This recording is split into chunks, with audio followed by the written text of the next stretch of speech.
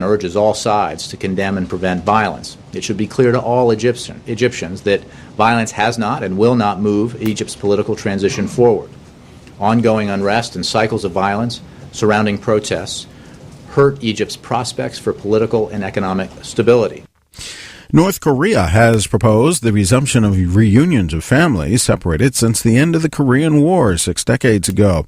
South Korea welcomed the message from the North, which offered to restart the reunions after next week's Lunar New Year and at a date of Seoul's choosing. At the World Economic Forum in Davos, Switzerland, where discussions over ongoing peace negotiations between the Israelis and the Palestinians continued, U.S. Secretary of State John Kerry said Friday the United States has made peace between Israel and the Palestinians its highest priority. At the end of the day, it is up to Prime Minister Netanyahu and President Abbas to recognize what the world has recognized, that peace is in the best interests of their people. Israelis and Palestinians have accused each other of sabotaging peace efforts. Israel says the Palestinians should recognize Israel as a Jewish state and stop welcoming as heroes the released prisoners who were convicted of killing Israelis. Palestinians continue to complain about the building of Israeli settlements, as well as proposals for security arrangements in the Jordan Valley, where the West Bank borders Jordan. Some Chinese artists who produce videos for the internet are complaining about new rules they say will tighten the government's control over political expression. Beijing's State Committee on Films and Broadcast Media announced new rules this week that require producers to register their real names and submit their content for review before uploading videos for public consumption. More details at voanews.com, 24 hours a day. I'm Vincent Bruce, VOA News.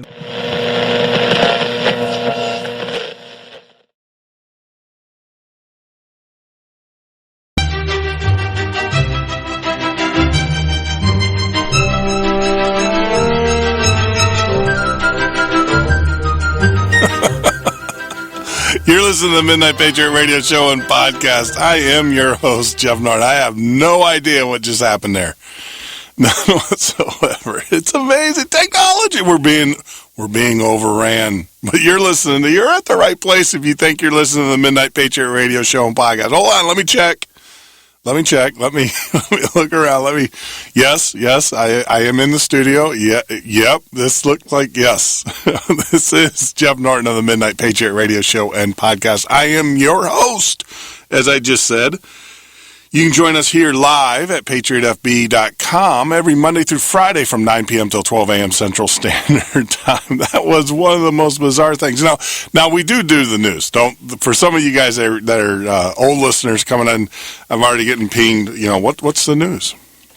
Yes, that is part of our normal start. But we normally do the intro, but for some reason it started and then it just died.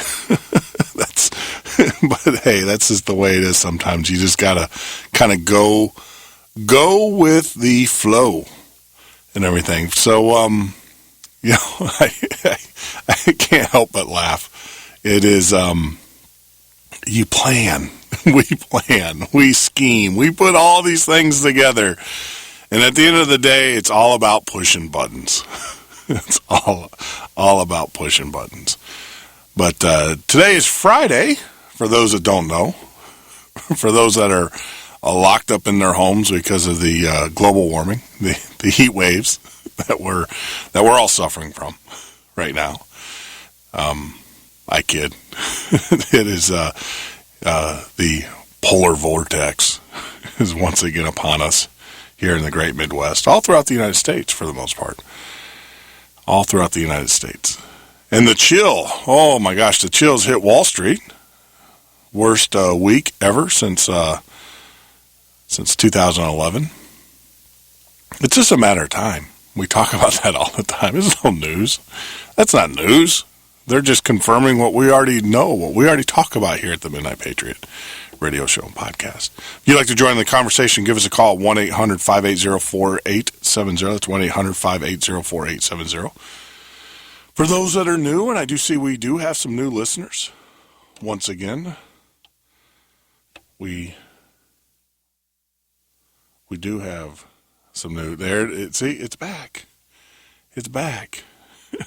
we're having all sorts of technical issues, if you can bear with us. If you're getting us on the right channel there.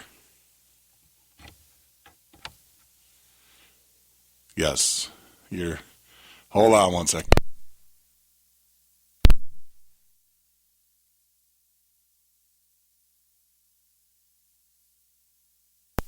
Gotta love it. gotta love it. Oh yeah, it's a great thing.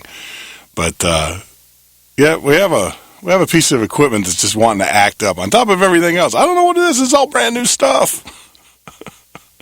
But that's just the way it goes. It's a conspiracy. They don't want our message out there. Yes, I am in a good mood tonight for all of our listeners. I am in an extremely good mood tonight. It is Friday. Look forward to a weekend with Sandy. I have my pot of coffee here. I am going to caffeine up.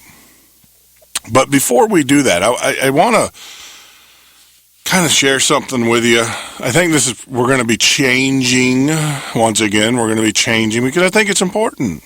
I think it's very important that we understand our roots. And so with that, we're going to start our show out a little bit differently starting next Monday. And we're going to give you a little taste of it right here.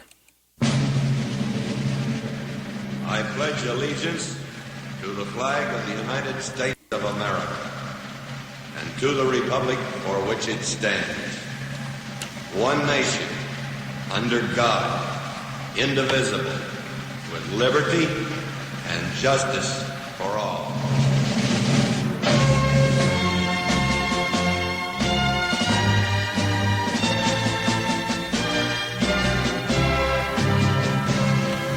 I pledge allegiance to the flag. What do those words mean to you? To me, they say, thank you, America, for your strength, your courage, for our freedom, which has been a beacon to the world for 200 years. Of the United States of America, whose bright stars are 50 states, each bearing its own stamp of individuality. People, 200 million strong. People who have come to her from all corners of the earth. And to the republic for which it stands. A land of laws, an ingenious system of checks and balances that allows no man to become a tyrant and lets no group prevail if their power is not tempered with a real concern for the governed. A land where the right of dissent and free speech is jealously guarded, where the ballot box is the sword and the people its wielder. One nation under God. A land where freedom of worship is a cornerstone of her being. A land graced with temples and churches, synagogues and altars that rise in profusion to embrace all the religions of the world. Indivisible. A land forged by the hot steel of raw courage, and formed forever by the awful crucible of civil war. With liberty. Where man, in pursuit of an honest life, will not be denied his chance. Where her citizens move freely within her vast borders without hindrance or fear. A land brimming with opportunity, where freedom of choice is the guideline for all. And justice. The courts of our land are open to all. Its wheels of justice grind for all causes, all people. They look to every avenue for justice, every concern of the law. And they temper their reasoning with mercy for all.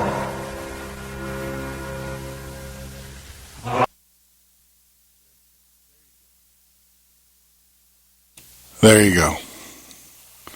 The great John Wayne. You know, I wonder what Mr. Wayne, would think of America if he saw it now. I wonder what he would say. I wonder what the great ones, John Wayne, Ronald Reagan, John F. Kennedy, even Dr. Martin Luther King, what they would say Thomas Jefferson, George Washington, John Adams, Abraham Lincoln. I wonder what they would say if they saw what we have turned this country. And we're culpable. We push blame on government and administration, but we are equally culpable in this travesty. And let me tell you why. Because we have sat back and we have allowed it to happen. At the end of the day, we'll go watch our TV. We'll go play our video games or whatever distractions mainstream media has put out there in front of us. We will do that.